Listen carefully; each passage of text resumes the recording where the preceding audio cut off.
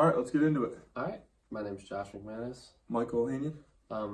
This is your buddy's podcast. We're talking about some different stuff today. We're going to try to switch it up a little more today. Covering some NFL. Yeah, we got a lot of things we're talking about today. We will still focus on the NBA playoffs, but we've got a lot of topics today. It should be interesting. Okay, so first, let's talk about, are you going to bet the Lions over under? Detroit Lions, baby. Because last I heard from an inside source, Lions, what are they at? 6? 6.5. 6.5 over under. Crazy to me, man. I mean, it was their head coach's first year. I don't think you can really expect too much out of that. At least I know we don't really agree on that, but I think they're going to at least make the playoffs this year. I hope so. Yeah, I mean, did we lose anyone? No. Didn't lose really anyone from at least from the end of last season. We only got better. We signed C.J. Anderson. Got 2 good blocking tight ends. Like, we better be able to run the ball. I think, yeah. Getting healthier, older, especially for that left side of the line. And I think even Stafford's probably going to have more of a fire. Like, I mean, last year, like, it felt like it was unreal to me. Like, I really thought we were going to make a push, and, like, I bet that hurt Stafford. And, like, if we're being honest, his time is running out. Like, he's only getting older. He has, like, a lot of usage, so he's going to have to figure it out, and I think he's going to start realizing that, so. Yeah, and I like how they brought in the new offensive coordinator. At first, I was a little iffy on it. Everyone was saying, he's a run-heavy guy, yada, yada, yada. But he also is a run-heavy guy that takes shots. If you look at Russell Wilson, they run the ball, and then even though he looks small, Russell Wilson's got a cannon. He launches that thing down the field to his speedsters and everything else. And we got 2 of the best deep ball catchers in the game right now in Kenny Galladay and Marvin Jones. I just wonder how it's going to affect Stafford because, like, I feel like his whole career he's had to throw so much. Like, if he's not throwing as often, like, is he going to feel cold? Is he not going to feel like he used to be able to? Like, I don't know, because we had, like, more of a run game last year, it felt like, than we have in a long time. And I don't know, like, the throwing didn't feel right a lot of time. I guess it was mostly just the play calling never felt right to me. Right. I mean, we had the run game last year, right? But then we complemented it with also, like, underneath passing. Yeah. Like, they just didn't have to play you deep, really. We had some plays where we went deep, but if everyone can just crowd the line no matter what, then it's not going to work. I like how this offensive coordinator, I hope, is going to take it to a 2-level type team, Yeah. Got the inside run, outside run, and then the deep bomb. Because, I mean, defense-wise, I know he had some questionable calls that you didn't agree with, but I feel pretty comfortable with, he knows what he's doing. I mean, he was for the Patriots, he did it. I just feel comfortable with him there. I think he made a couple mistakes. There was a couple mismatches towards the end of the year that really hurt us. I know it was Zeke when he made that touchdown catch. I mean, like, that was deflating. We pretty much lost that game because of that. And games like that, I feel like there's a lot of games where a couple plays go different. We're a totally different team. Against the Niners, we had a couple drops. Who dropped it? I don't even remember right now. It's kind of a long time ago. But yeah, like, you can't be dropping that. There's a lot of plays. One play goes differently. It probably changed our whole season, so. Right. I agree with what you're saying there. And on the defensive end of the ball, too, a team that really looked a lot better towards the end of the season. I know Packers, we shut out a team. I know Rodgers went down second play of the game, but, like, shutting out any NFL team is a pretty big deal. And we only got better on the defensive end. I mean, I don't know. We'll see how that contract works out with that corner, Coleman we just got. But Trey Flowers, obviously a game changer. But speaking about the defense, this kind of brings us into what I want to talk about next, and that's Darius Slay and Damon Snacks Harrison. They're holding out right now, not going to show up for training camp. They have 2 years. Both of them have 2 years left on their deal. But there's also that lingering issue of an NFL Players Association rep was sent an email to everyone saying there might be a holdout in the near future. And the holdout could be for a whole season. I don't read into that too much. I feel like players do this every year. Like, he was talking about this, and I went and I Googled it. And, like, everything was from, like, 2018, 2017. It kind of sounds like this does happen every year. I mean, the email from the rep definitely is a little scary. But I don't know. I just don't feel like it's going to really get to that point. But I guess we'll find out. Slay and Harrison, I mean, they're huge parts of our team. So even if they just held out, like, it wouldn't be a good look, especially not for our defense. Right. I mean, so it comes down to it, like, they want to get paid. Slay's going to be 30 by the end of his deal. So, like, how many more years do you want to even have him after he's in his 30s? I mean, especially for, like, there's, like, 2 positions in football where it's pretty sketchy. And that's cornerback because you got to keep that elite speed to guard the young wide receivers, and it's running back because you're taking such a pounding and a beating. I think Snacks is an obvious go sign that man. Like, I don't I know the way I see the coach's perspective and the management perspective. Like, you have 2 years left on your deal. Like, we're dealing with this right now, but they also have to think about their future, and all these contracts aren't guaranteed like the MLB. Like, they could get cut after this season and not get any of that money for the last year of their contract. So I understand where they're coming from. I think the simple way to fix this is just fix contracts. Make it so that the players don't feel like they could get screwed the last year of their deal.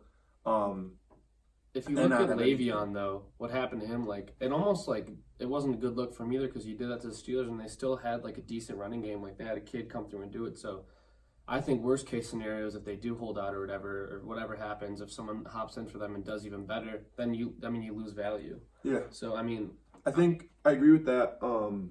But, you know, I think just play the game. I don't know. I can't know where they're coming from, because they're making millions of dollars playing something they love. So I don't know. I think grow up and play the game.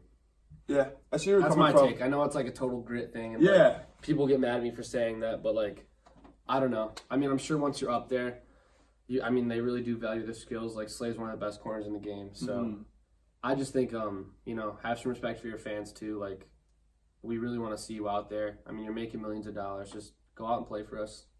I don't know. Maybe it's just because like this hits so close to home, it kind of pisses me off. But I don't know. We'll see what happens. I'm sure they'll work something out. Those are 2 super important players. Super important. Definitely need them this season. If they come back, though, the Lions' defense is going to be a pretty scary thing. If Patricia can coach them up right. I think he's going to. I listened to that Pat McAfee podcast, and Patricia was on with him, and I started to like Patricia a little more. Dude, you shut the hell up. I didn't like him. He wanted to fire him last year after his first year of coaching. I think if you take a team that went back-to-back seasons, 9-7, and then you take them and you go 6 it's 6 a and big 10. coaching change. It's a coaching change, but like, you have the team. Like, they were supposed to get better. That we didn't lose anything to get that much worse. We got snacks. Yeah, but those players have to be able to adjust to your new coaching scheme. And I think after the first year, I think we're going to see that they're going to do really good. And I think we're going to be really big. Like, we're going to have to watch out for I don't know. He better prove something this year, because if he goes 6 and 10 again, I don't see any reason to keep him around. Okay, that's what I'm saying though. Like, first year, like, I think 2 years is way different than 1 year. 1 year is like, I'm sure he even really didn't know exactly what he was doing at first. So. Well, yeah, I heard a quote from him saying, like, first year it's like drinking from a fire hose. Everything's just getting shot at you, and then seriously. So I mean, I don't know. I definitely want to give him a chance. Like, I don't know who else we go out and get.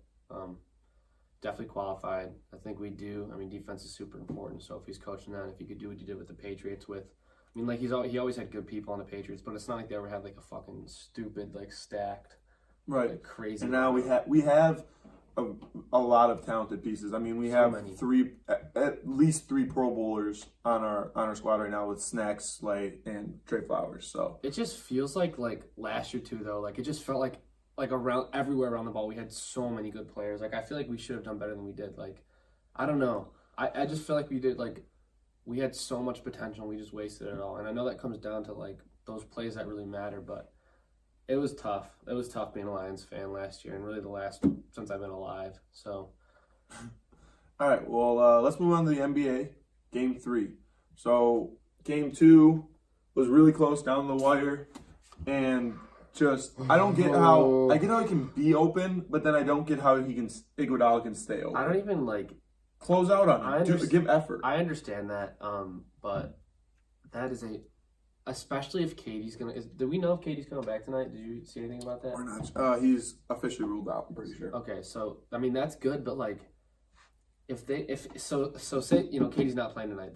If they win that game, then they win this game. Like, even if Katie comes back, like, there's not a good chance they win 4 straight against you. So that felt like such a must win, and they had it. Like, it was so frustrating to watch. Like, they missed every wide open 3-point shot. It was so hard to watch. Because I thought the Warriors were gonna win, but like, I'm kind of really rooting for the Raptors at this point. And it was so close, and they had the lead going into halftime. Like, it felt good. I don't know. The Warriors had one of their coveted third quarters, and they still stuck in there. And that's when I was like, okay, maybe they can do this, because they outscored them 34-21 in the third quarter, and they were still stuck in there. So we'll see what happens, but I just felt like a must-win to me. Now that they're 1-1 without KD and really without Clay for a long time, Well, Clay was actually, there's some video of him shooting around in warm-ups. It's just shooting, it's not running and cutting and stuff. But even when he got hurt last game, like, they still pulled through without him. Like, Yeah. Quinn Cook decided, he was going to be really good, which we know he can shoot, but, he looked awesome. I think some interesting takeaways from game 2 was, foul trouble for the Raptors. I like how they're being physical, but be physical with your honestly less important players. Like Norman Powell was in for 21 minutes and he had 0 personal fouls. Let him be the guy fouling, and Kyle Lowry can stay in the game. And you're going to see, too, Kyle Lowry's plus-minus. He's minus 17. Kawhi's minus 14, and Powell's plus 13. So, yeah, the fouling is obviously hurting them. And then one thing I did like, though, was Marc Gasol, his passing ability. Not even, like, his assist numbers. What do you have? 2 assists, but he had like 2, especially in the very beginning of the game, 2 really awesome outlet passes. One for the Siakam alley-oop, which was clean, and then another one for another easy layup. He's making plays and making good passes, getting those hockey assists, and that's really important for the team as a whole. I think it was interesting too, the Raptors were running the box and one once Clay went out, just face guarding Curry, and then just said, okay, have someone else beat us. Mm-hmm. It'll be interesting to see, especially if Clay doesn't play this game. Are they going to box and one the whole game? What are they going to do, That game 2 comes down to the Raptors not being able to shoot the 3. Siakam 0 for 3. Kawhi 2 for 9. Mark 0 for 2. Lowry 3 for 7. Danny Green 2 for 5. Mm-hmm. Powell 1 for 3. Van Fleet 2 for 8. If you're shooting those numbers, you're not going to win the game. I don't even know how it was so close. I guess the Warriors have a lot of injuries, but like, if you shoot like that with the Warriors that are prime and ready to go, like, you're going to get destroyed. You're going to get blown out of the water. So if that happens again, for any of these teams, they're not going to win. But especially the Raptors, like, they need to hit those threes. They need people to hit those threes. Like, even Marc Gasol went 2 for 7 from everywhere. That's your starting center. You can't be doing that. He only had 6 rebounds. Right. I think, to your point, too, the whole scoring point, like, the Warriors shot 38% from 3, and the Raptors shot 37% from the field, the whole field. It's like, if they don't get offensive rebounds, how bad does that get? How they had 15 offensive rebounds as a team. Like, that's what kept the game so close. So and I guarantee when you're in Golden State, it's gonna be a lot harder to get those offensive rebounds. It's gonna be a lot harder to defend their 3-point shots too. Yeah, and another thing too is, I think maybe they could just use Kawhi a little better. He went 8 for 20, still having that 2 for 9 3-point. So like, he shot good from the field. It's just his 3-pointers weren't going. Like, maybe if he doesn't shoot those, maybe if he tries to get fouled more, because he went 16 from the line. Yeah. So maybe draw attention and kick it out to someone else, because we play basketball. Sometimes you're not feeling your 3. 2 for 9, you're not helping your team. You're really hurting your team. That's a lot of missed shots. I think, ironically enough, I think sometimes when Kawhi is in there and you don't have Kyle Lowry facilitating the offense and it's running through Kawhi Leonard, it's kind of like the LeBron James thing. Get more shooters out there. I get Marc Gasol can shoot the 3. I get Siakam can shoot the 3. But if Kawhi Leonard's out there, give me Danny Green. Give me Van Fleet. Give me people that can space the floor better, so that if they do crowd the paint so he can't get in there, he can kick it to someone who can make it. Yeah, and I think a huge talking point is, we both predicted this. Siakam went 5 for 18. Yeah. I knew he wasn't going to have a game like that. I didn't think he'd do this bad. That's pretty horrendous. But look at that usage out of him, though. He almost took as many shots as Kawhi. Like, maybe that's too many at this point of his career. You can't go 5 for 18 in the finals. You're hurting your team so bad if you do that. Mm-hmm. Obviously you want to have him in there because he's so good at defense and he's just good in general, but you're not always going to be feeling yourself, and you can't just shoot it like you're not LeBron. Right, and that's Kawhi. What he was taking some contested off the dribble shots, especially like towards the end of the game. There's like under 2 minutes left, and Kawhi passed it to him but then Kawhi was open after he passed it to him, and instead of passing it back to Kawhi, he tried to dribble and take a shot that didn't work out. You're not that guy yet. Exactly. If you've got Kawhi on the floor and it's the shot you want to be, I want him to be taking that. I know he shot bad from 3, but he can get to the hoop. Look how many times he shot 16 for 16 from the line. Like, they're gonna foul him because you almost have to sometimes down there. He's so good. He can do so much. So, and Kawhi shooting 2 for 9 from the 3 this game, but for the whole playoffs, he's been shooting before this game 38% from Yeah. 3-point line. That's almost 40%. Like that's elite number really right there. good, yeah. And that's like Curry Clay numbers. I mean, that's kind of crazy. I think again it's gonna come down to Siakam because Lowry seems to just be passive in the offense. He does a good job doing the little things like taking charges. I didn't like one of the calls where he actually did take a really good charge and I noticed that. They called it a block foul, but he does some little things that affect the team in a positive manner. I know, like if you look at the stat line, like two assists, 1 rebound, you're like, that's not that good. But he's not making a huge stats guy. I feel like he never really has been. No. But it's just disappointing to see him shoot 4 for 11, which isn't the worst field goal percentage in the world, but it's not good. It's really not that bad. And you're supposed to be the second best player on the team. But his 3-point isn't really that bad. No, again, not bad. Just, I don't know. I just want more production out of you. Why does Siakam have to shoot 18 times when you're supposed to be the second best player on the team? I've always kind of not liked Lowry that much personally, though, so I don't really expect that much from him. I'm kind of a Lowry hater. I mean, he's isn't he like as tall as me? So I don't know. I mean, obviously you have to have immense talent to go out and do that. Because if I went out there, I'd go 0 for 50. Van Fleet again had a solid game. It looks like the Warriors just did a way better job of defending the 3-point this game. And I don't know if it was they had some open ones too though that they weren't hitting. So I don't know what was going on there. In the fourth quarter, I feel like they had a lot of open 3-pointers that they would have switched the game. Like they were right on the cusp of. I mean, they could have taken the lead a couple times.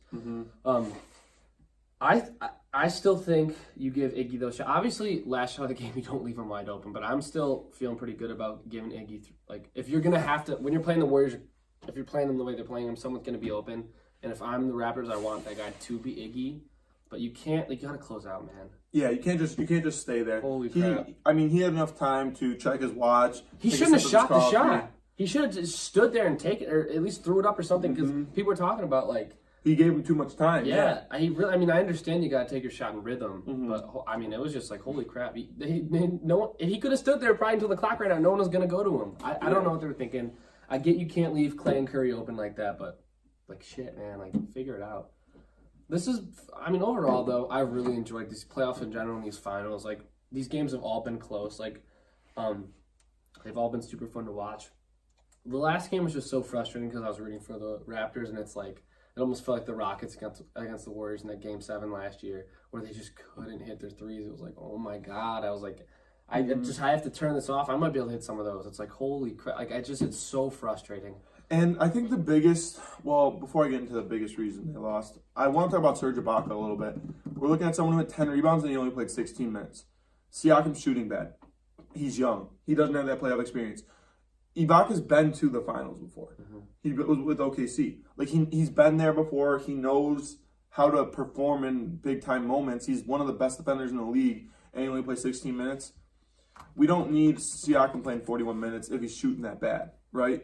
And that's where I was surprised by Nick Nurse because he's been doing such a good job of playing the right people in the right times, which brings us to the biggest point. Patrick McCaw did not play. Coach's decision. We saw what happened when they won. He went 1 for 1 from 3-point line, and they won. I mean, if we play Patrick McCaw, there's a direct correlation to them winning. 1 for 1 from the free throw line as well, or 100%. I think it's almost a fear factor. I know it's a hot take, but I heard Patrick McCaw beat Curry's ass while he's in Golden State, and like keep that on the DL. But Curry might be scared of him. I think Patrick McCaw is an elite player. You know, he can throw hands. Yeah, he's got that scare factor too. I just don't get why the best player on your team is on the bench.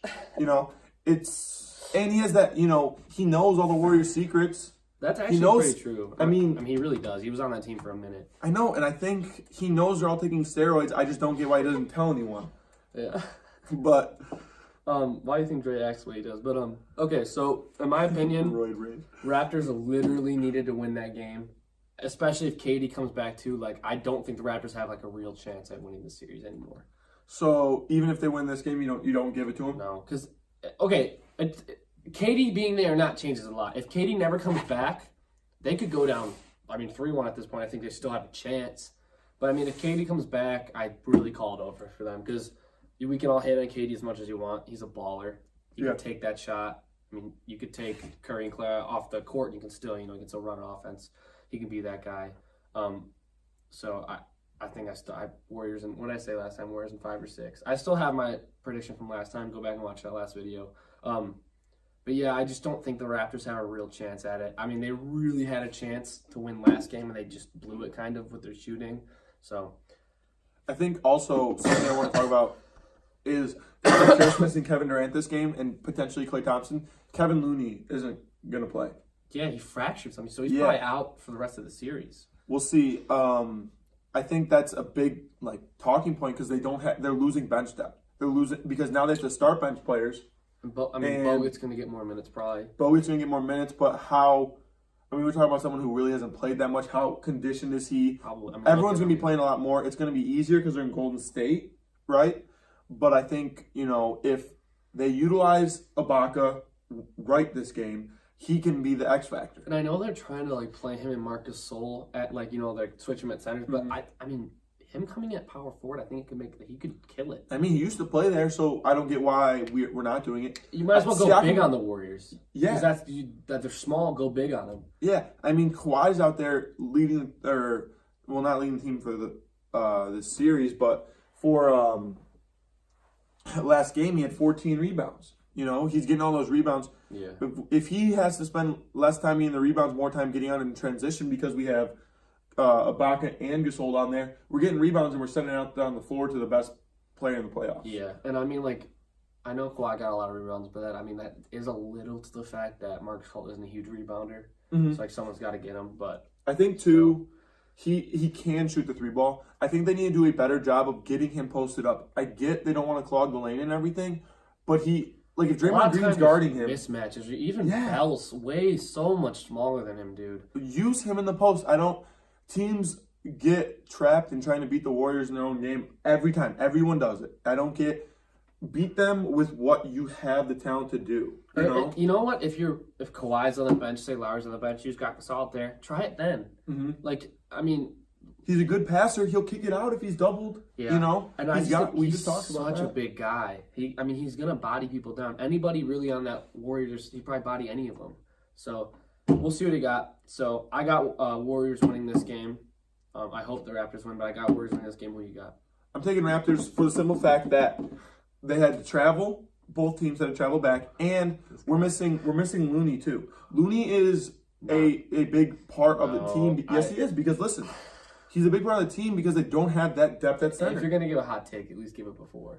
Dude, I'm telling you, he's a big part of the team. They're losing depth. They might not have Klay Thompson. If they do have Klay Thompson, he's gonna be limited. Yeah. They're playing injured. But the Raptors are playing pretty healthy aside from Kawhi Leonard's foot tendonitis. But also that Looney's now that Looney's not in there, Boogie might get more minutes. So that's also Boogie is back. So I don't know. This could be a spin zone where oh my God, they're losing depth. But now they have the best center in the league who has to play more. So, yeah, we'll see what happens. It's going to be super interesting. So I think we should get off that topic, though. We don't want to talk too much about it. We don't want to overtalk it. Mm-hmm. Anything else you want to say or no? Yeah, Raptors in 6, like I said. Okay. So. All right, let's move on to the boxing match. Anthony Joshua versus Andy Ruiz. That was crazy. For the chubby boys out there everywhere, thank you, Andy. It was a pretty interesting fight, to say the least. It seemed like Joshua came out there pretty confident, and the first 2 rounds he looked like he was controlling. I disagree with you on that. I think he didn't look good. I think he looked off. I've watched him fight before. I watched him fight Klitschko the first time. He was so focused during that fight. This fight, he was looking around everywhere. I don't know if I think they were in New York. I don't know if that affected him or what. I saw Tyson Fury's interview where he was talking about how he came out he didn't have a sweat on him. He didn't really look like he was ready. He looked kind of cold. I don't think he looked good. He didn't look bad those first 2 rounds, but after he got rocked the first time, I was like, this is done. Well, if you watch the fight from start to finish, he won the first 2 rounds clearly, and then in the start of the 3rd round, he knocks Andy Ruiz down. He came out confident. I think he was looking around and stuff. Though. He didn't look confident. He looked like he was taking it lightly. He looked exactly, but that's not confidence. No, it's not. Yes, it is. No, absolutely not. He didn't even know. That's the thing. He didn't. If I'm going to fight my little brother, he didn't look like he was taking it lightly, though. He looked like he was just not all there. He almost he didn't want to be there. I don't know. Maybe he was just this is a waste of time. Like, well, that's what I'm saying. If you come out there like that, like he thought he was gonna walk away with it. If I go to fight my little brother, I'm gonna do the same thing. I'm not gonna go out there like, all right, let's go. He's just out there. I like, think right. if he thought like that though, then he might not ever win again because I mean, it's Andy Ruiz is no chump. Like, No, he had one loss coming into this. that's what I'm saying. And his only loss was a close decision in a title fight. Mm-hmm. And in that fight, he said, "I'm never gonna not throw my hands like that again." So he threw his hands, and that's what happened. So I mean, I like to. I just think he didn't look like. I've heard fighters say before, like sometimes it's just not my night. He just didn't look like it was his night. He looked like he wasn't focused, and he just looked like he didn't want to be there. Especially after he got knocked down the first time. That ref called that fight, I think, for that very reason. Because I mean, he was there, he was talking to him, and like, he was holding on the ropes. I mean, they. No, he told me he put his hands up. I'm good. You can watch his mouth. He said, "I'm fine." And the ref said, "No, you can watch it." Rewatch after he called it. No. I'm telling you, watch the game. Watch it up. We can pull it up right now. I'm 100% right. When he called it, I sent you the video. No, he had his. But then they called it with his arms up, and then after he called it, he put his hands up. You're right. After he called the match. I'll look it up for you. So, anyways, the thing about that I was impressed by Andy Ruiz is he has the like iron chin that I haven't seen in a lot of people in a long time. Like that was impressive. You get knocked down, then you come up and knock Anthony Joshua down twice in the same thing. That was impressive to me just because it's like you get knocked down, you expect people to like back into a corner, recover themselves. He comes back out swinging. You don't watch enough boxing. That's the Mexican way, dude. You don't stop. You got big ass. He said, "I have big ass Mexican balls." That's the way they march him forward, and they just they pressure him. I loved it. I love to see it. That guy's hands are so fast for how big he is. I was super impressed with him, man. I liked how. They showed a replay of him getting punched in the face from Joshua, and his whole body like shook. And I was like, "Dang!" And he just kept fighting. It was pretty impressive. Again, after like 5, I was like, because the way boxing works, you get either 10-9, 10-8 with a knockdown, whatever. I wasn't sure who I had after 5, and then in the 6th, I was like, okay, Ruiz is kind of walking away with it, and then. There he goes and knocks him down. And Joshua, just like you're saying, though, he looked way out of it the whole time, especially after he got knocked down the first time, like you're saying. He just didn't look like he was ready for it. He never put his hands up at all. You're right. I was talking about a different one when he got knocked down. Yeah, they called it, and he was just I feel like you got to call it there. Almost. Yeah. So, I don't know. I'm very impressed by Ruiz, and I think I want to see him fight, Fury or there's going to be a rematch. A rematch? You lose your title like that in boxing, you get a rematch, especially to him. So I think it's probably going to be in November and December. Probably that's when it'll probably be. But I mean, this isn't a good look for boxing. I'm just saying though, because no one's ever going to take him as seriously as they did before. Like him and Wilder fight. Like if you're going to get knocked out by this guy, Wilder's going to destroy you and kill you. Yeah. So I think it's overall. I mean, it's good for boxing, but it's bad for that matchup, I guess. I think, I just don't get, it was Joshua's first time fighting outside of the UK, so maybe that had a little bit of effect on it. I just don't get how he looked so bad after he got knocked down the first time. It was only the second time getting knocked down, I guess, so I don't know. I think he expected to win the match easier, but again, to Ruiz's credit, he just kept fighting, He's got I think it wouldn't really hurt him to get a new trainer, maybe, because I mean, like if you looked at like when you're so big, like look how Tyson Fury fights. Like you just had to jab more. Like when you get hurt like that, you gotta keep him away with your jab. Mm-hmm. And he got hurt and he started fighting like he was just as tall as Andy. So we'll see what happens. I want to wrap that up. There's not too much to talk about. There is a Fury Wilder too that has been officially signed, I believe. So I'm for sure gonna watch that. That's cool. Super excited about that. In my opinion, Fury won the first fight, but I can see where the draw came from. Mm-hmm. I think he outboxed him. I think he had way more rounds, but when you knock someone down like that in the 12th, I understand how the... It definitely sways your opinion, just the round it was in. Yeah, but as a judge, though, you can't do that. But it was in America as well, so I understand how boxing works. I wish you could eliminate that human error, but, whatever. Yeah. We'll move on. NHL.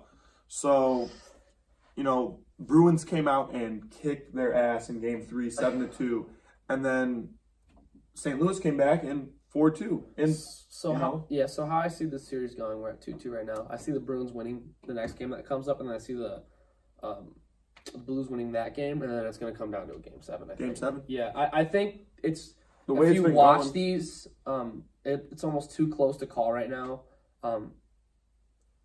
I mean, after the Bruins won 7-2 or whatever, I thought they were done. But if the Blues can come back from that, how they did, then I think they're both going to steal one more game, and then we'll see what happens in Game 7. I'm super excited. Great series. This is great for the Stanley Cup Finals. Awesome. Hockey, something that doesn't get as much views, or at least on the statistics-wise, as like football or NBA.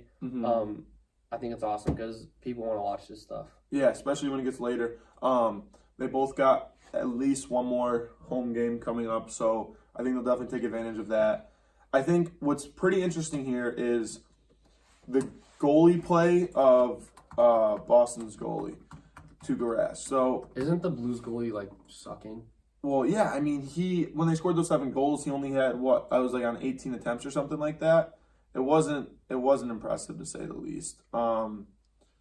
I just think though the Blues are getting a lot more shots, like a ton more shots, and it's pretty interesting because if it was vice versa, the Blues would be getting pummeled because Binnington does not have a good save rate right now. He is letting in all these goals, and Tuukka had 37 save attempts and saved 34 shots. Wow, like that's a lot of shots in for any team in any hockey game, and Boston only had 23 shot attempts. And same with even the game where they were getting blown out. St. Louis outshot Boston. It just the goalie play of Tuukka Rask is really underappreciated because he's playing awesome. And the 4-2 score in the St. Louis game is a little misconstrued because they pulled the goalie. So it's a pretty tight series, and I think St. Louis. The only way they're going to be able to stay in this is if they keep getting those more shots. Because who you got though next game? It's back in Boston after a close game like this. That's what I'm saying. I think Bruins take it. I think Bruins take it. I think Bruins take it convincingly. I don't think St. Louis. Do you think it goes only 6? Yeah, I don't think it goes 7. I want it to go 7. I just think Boston's going to come out and then they're going to dominate this next game. Tuukka, I got a feeling he's going to pitch a shutout. And then the next game's going to come up. St. Louis has their back against the wall against an experienced hockey team with the better goalie. I see Boston winning. Spin zone. I think the Blues are going to actually have a lot of confidence after seeing what they can come back from. I mean, I could possibly see them taking this game in Boston. I mean, I think they could definitely do it. They could definitely 4-2. Yeah, they definitely could do it. I could also see. I think it goes 7 though, because I think even if the Blues beat the Bruins this game that's coming up, then the Bruins will come back with like a fury because, I mean, if they lose, Boston fans are going to be pissed. So I think it goes 7 no matter what, but we'll see what happens. Next, we're going to talk about the UFC Stockholm recap. For one, Jimmy Romero got his head taken off. Like we said before in the last one, I didn't want him to lose like that. I mean, he just got absolutely demolished. It was like in 45 seconds, he hit him with the 1-2 and then slipped the kick that he just didn't even see, and I put him to sleep. We both jumped out of our seat and were like, whoa! I wasn't even celebrating. I was like, is he okay? Yeah, it was a pretty gross, thunderous. You could hear it. 40 years old, man. You shouldn't be getting knocked out like that. No. They caught him. He didn't see it. Yeah, and then, that Smith-Gustafsson fight sucked to watch for me. I was so, it's so frustrating because I know he's so good, when he starts to let his boxing go, but I feel like he just never lets it happen. If I'm Gustafsson, I'd rather lose getting knocked out, letting my hands go, than going for a takedown and getting choked out, which, I get it. You took him down at the end of the third. I feel like that's definitely, I think, I like what you're saying. I think that was almost a coaching error, because a lot of the game plan. What did his coaching say? Because I don't know. They showed. Did they tell him to take him down? I don't know, but like you're saying, if he would have just let his hands fly, because he was controlling. In the third round, especially Smith probably won 1 and 2, but third round was pretty convincing. At the end, he hurt him with that kick to the body. But obviously, he tried to take him down at almost the start of the fourth. Smith got his back, and he's a black belt in Brazilian Jiu-Jitsu. So once that happened, I mean, it almost felt like it was over. He almost slipped him off, but once he got him flattened out, he hit him with those Smith elbows, and then he just locked in the choke, and it was over. Yeah, I mean, in the fourth round, like, I thought Gustafsson was going to win it. And I know that it looks, I mean, like, you can see that Gus had more strikes and significant strikes, but I don't know, I felt like while watching that, it felt like Smith had, in the first two, that he had more, like, ones that hurt him, maybe. Yeah, Gus stronger. had a lot of leg kicks. Yeah, I think I don't know. Gustafsson, I mean, if he can get out of that submission attempt, he's gonna. Like, I just see him winning the fight. He was just out. You know, he's out fighting him. He's out fighting him. And his stand up outclasses Smith's. Just like he's boxing with like more technical, more Olympic, skilled, like Olympic boxers. So I mean, that's a big deal. I think Gus is so good. He had so much potential, but after, I mean, I think it just really hurt him losing to Jones like that. I don't know if he had as much drive. His body didn't look great. So I don't know what. Love to see it, but he took his gloves off and put them in the center of the octagon after. So I mean, that's signaling his retirement. So sad, we won't see him again. Maybe we'll see him boxing. I could see him maybe being a boxer. We'll see what happens. Yeah, I mean, I hope he changes his mind on that, because I mean, I get that loss is like not a loss that he should be taking. Because Gustafsson is, you know, he was number 2, right? So yeah, but my whole thing though is he's lost to Jones twice. He's lost to Cormier.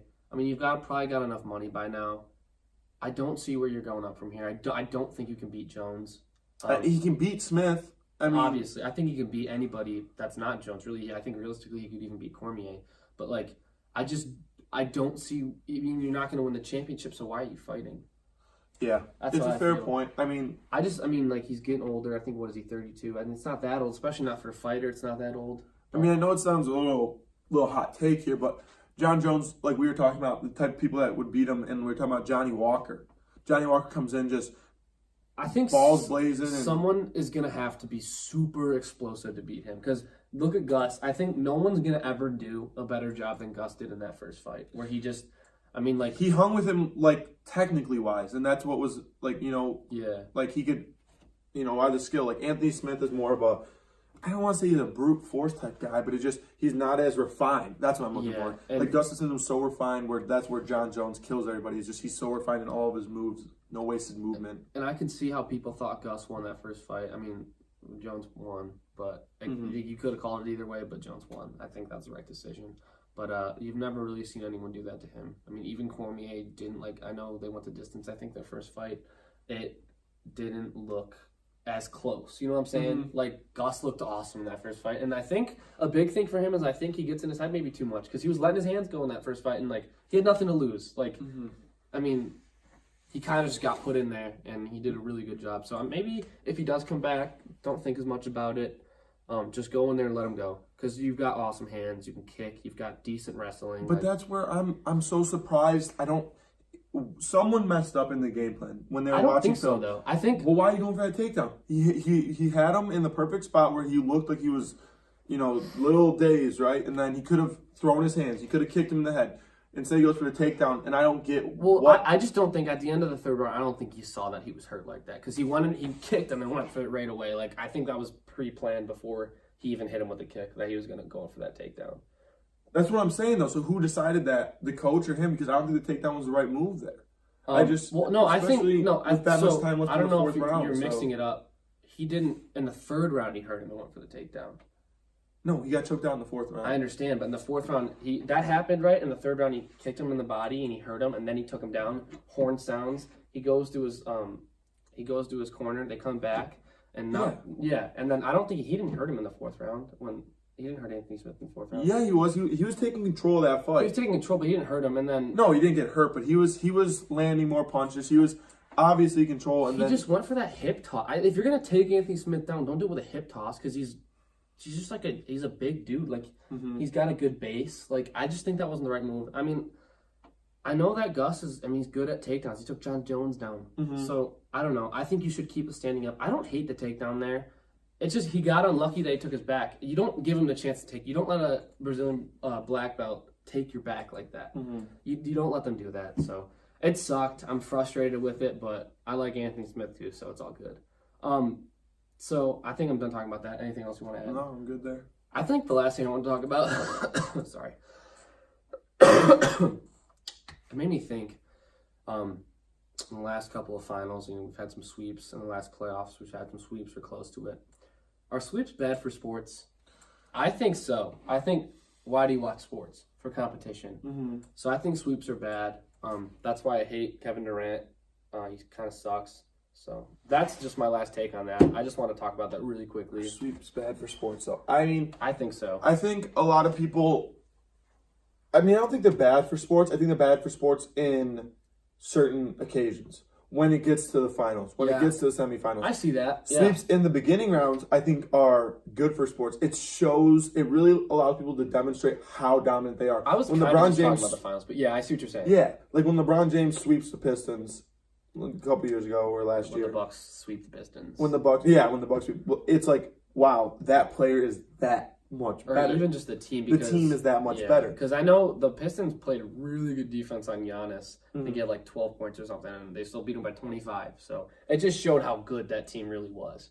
Right, and that's why I like it in the early rounds. But like you're saying, when it gets to the NBA Finals, and there's no discussion like we're having now about who's going to win the game. It's just the Warriors going to win the game. If they don't, it's a huge surprise. Everyone's shocked. Going against the Cavs last year was like. It was like really, come on. Yeah. The fact that the Cavs even made it there was like everyone was like, oh, there's so many other teams that could. The Cavs, you mean Toronto. LeBron? You mean LeBron? Yeah, LeBron and his bums, but yeah, I don't know. So all right, that's about it for today. Yeah, thanks for tuning in. Come back next time. I don't think you'll be disappointed. Hit the subscribe button. Yeah, wouldn't be mad. Wouldn't be mad. See you guys.